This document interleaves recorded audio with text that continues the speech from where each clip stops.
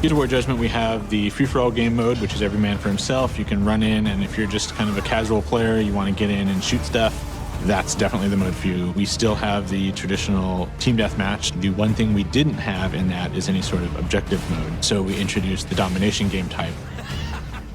That is a 5-on-5 competitive game where you have 3 rings around the map.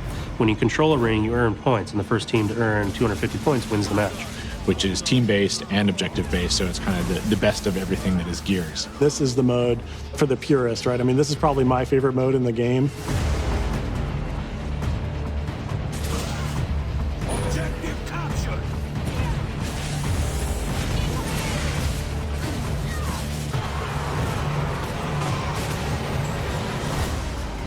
We also introduced a whole new slew of changes just to the way the game feels in terms of movement and controls. Being able to quick toss grenades, being able to quickly switch weapons. Player movement has actually increased a little bit. You can jump out of windows, you can drop off of ledges.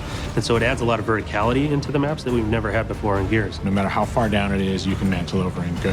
When you run up to the end of a building, you can jump off the side of it. You might take damage, you may stumble and fall when you hit the ground, you may fall to your death. But if you want to take that risk, then you can do it.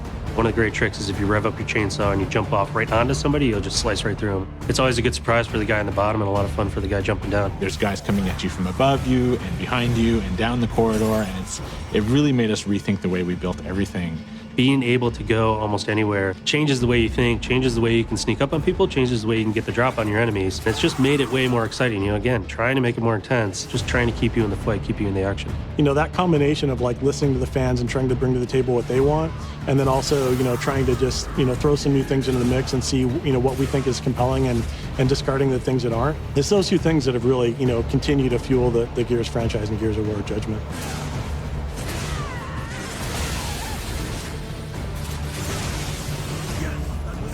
I've seen other studios and other experiences where, you know, it's just a job.